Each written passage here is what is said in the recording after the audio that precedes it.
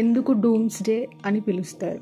ఈ పేరు ఎందుకు వచ్చిందంటే ఒక ఓల్డ్ బిలీఫ్ ఆర్ సూపర్జిషన్ అనేది ఉంది. చాలా ఏషియన్ కంట్రీస్లో, ఎస్పెషల్లీ జపాన్లో ఈ ఫిష్ సర్ఫేస్కి వచ్చిన తర్వాత ఎర్త్క్వేక్స్ లేకపోతే సునామీ వస్తాయని నమ్మకం. అందుకే ఈ ఫిష్ కనిపిస్తే చాలామంది భయపడతారు. ఇంకా ఒకటి ఏదో జరగబోతుందనే భయం ఒకటి అనుకున్నారు. సో అప్పటి నుండి దీన్ని డూమ్స్డే ఫిష్ అని పిలవడం మొదలైంది. ఈ డూమ్స్డే ఫిష్ బయటకు వచ్చినంత మాత్రాన భూకంపాలు జరుగుతాయా, భూమికి ఏమన్నా ప్రమాదం ఉందా అనేది ఎంతవరకు నిజమో మనం తెలుసుకుందాం. శాస్త్రవేత్తల అభిప్రాయం ఏంటంటే ఓవర్ ఫిష్ కనిపించడం, భూకంపం రావడం మధ్య ఎటువంటి సంబంధం లేదంటారు. చాలాసార్లు ఈ చేపలు నీటి ఉష్ణోగ్రత మారినప్పుడు లేదా తిన్న ఆహారం వల్ల బలహీనంగా అయిపోయినప్పుడు ఒడ్డుకు వచ్చి పడతాయి. కొన్నిసార్లు ఈ చేపలపై గాయాలు కూడా కనిపిస్తాయి.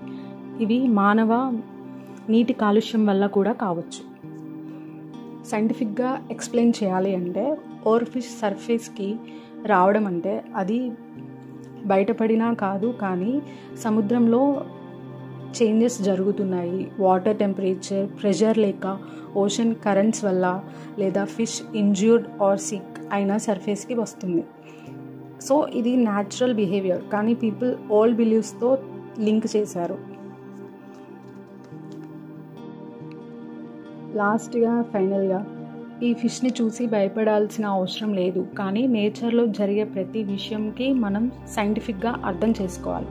మీ అభిప్రాయం, for example water temperature change అవ్వడం, ఎర్త్క్వేక్ వైబ్రేషన్స్, సీలో ప్రాపగేట్ అవ్వడం వల్ల ఈ ఫిష్ కన్ఫ్యూజ్ అవ్వచ్చు. సో ఇది న్యాచురల్ బిహేవియర్, కానీ మనం సూపర్స్టిషన్తో కనెక్ట్ చేసాం.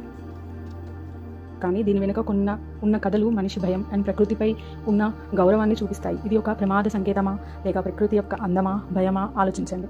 మీ అభిప్రాయాలను కామెంట్స్లో పంచుకోండి. వీడియో నచ్చితే లైక్, షేర్ చేయండి.